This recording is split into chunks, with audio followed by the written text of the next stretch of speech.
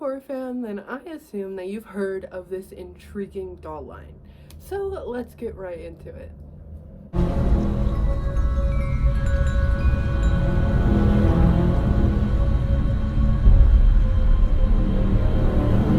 Hi freaks, I'm Penelope Peculiar, and today we're going to be talking about the Living Dead dolls.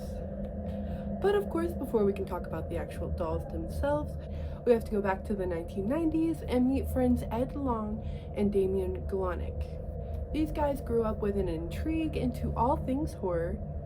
They continually tuned into Saturday horror flicks and grew their passion for the genre. Long's mother was a dog collector and had dog kits lying around the home that she would use to make angel dolls. Ed began using his mother's blank dog kits to create horror-inspired dolls.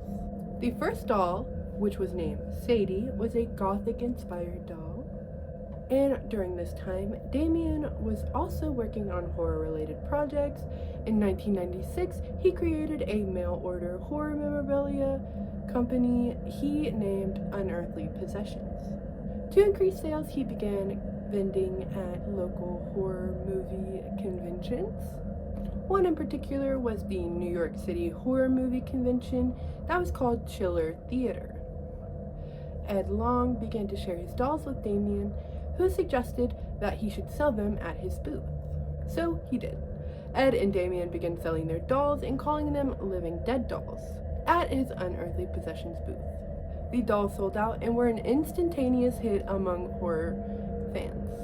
One of the visitors at the Chiller Theater was a spokesperson for the toy company Mezco. He bought one of these dolls and sent a letter to Ed and Damien later on asking if they would like for their dolls to be produced by Mezco. They agreed, and as of the year 2000, Mezco has been manufacturing the Living Dead dolls.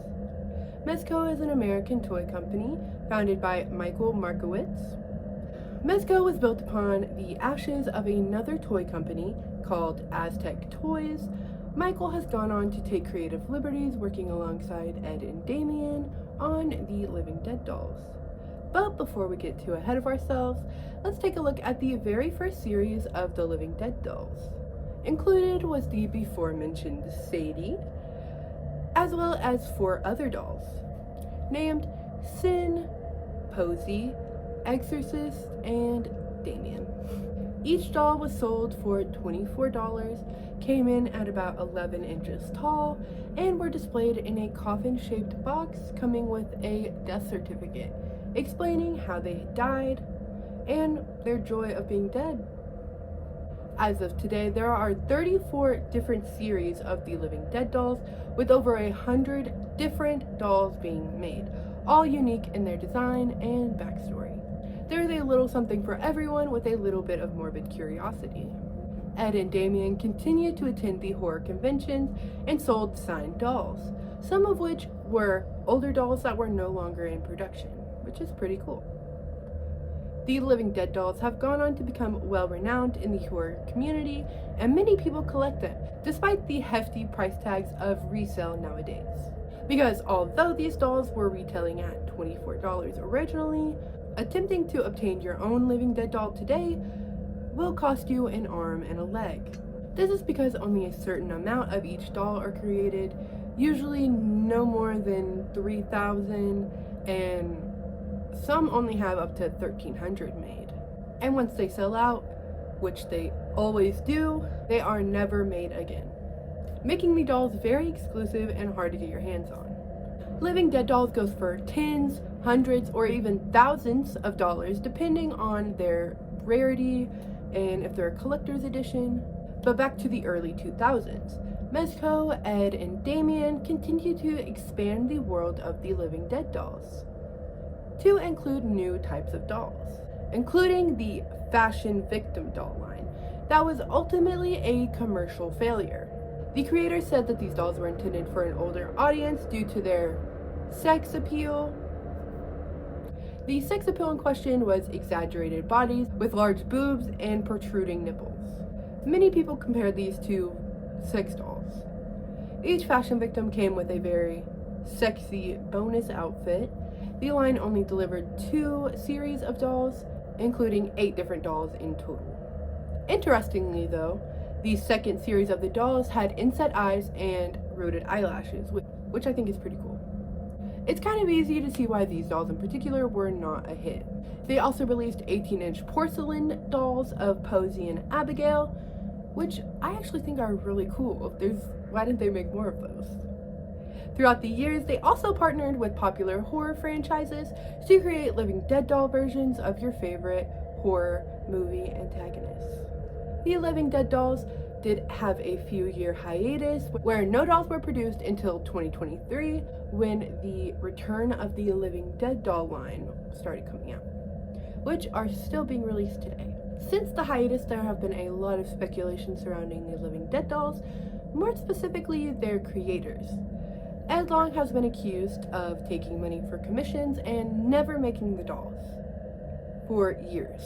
He and Glonek were both very quiet about the matter, although it isn't clear when. Damien and Ed no longer work on the Living Dead doll franchise, and Michael Markowitz and Mezco has taken over the entire franchise. Many have speculated that both men have a lot going on in their lives, but that's none of my business. In the end, the general lesson I learned from doing my research is that once you stop making things with love of the craft, everything goes downhill. The original handmade Living Dead dolls were beloved not only because they were freaky little dolls, but because they were handmade with care and a true love of the horror genre. Once Mezco took over the production of the dolls and they started getting lots of money, the dolls inherently lost that handmade charm. We've unfortunately heard this story time and time again when it comes to dolls, or just any art form in general. Living Dead dolls are still beloved to this day by collectors and remain some of the most well-known horror collectibles. I wish I could have lived through the beginning stages of these dolls because they are just so intriguing to me. It's always sad to see capitalism devour a craft. Dolls have been and remain to be some of the most collected and loved products in the world. Children, teens, and even adult collectors like myself surround ourselves with these dolls because they bring us joy or nostalgia. It's very disheartening to see toy companies prioritize quantity over quality, when retail prices are going higher and higher and the quality continues to dwindle. And the amount of amazing doll lines that you can only get secondhand for outrageous prices only seem to grow. I guess everything points back to the evilness of capitalism, huh? Well, that is a video for another day. I truly hope you enjoyed this video and learned something new about the Living Dead doll line. If you did, maybe consider giving this video a like or even subscribing to join our crew of peculiar people here on my channel. I would love to chat with y'all in the comments about today's topic or literally anything. You can also find me on Instagram at Penelope Peculiar and a newly created Patreon where you can get behind the scenes shit. You can see the process of how I make these videos and my scripts and everything. And bonus videos. There's a Lorax video essay on there for your viewing pleasure. Anyways, thank you so much for watching this video and being here with me during our time together.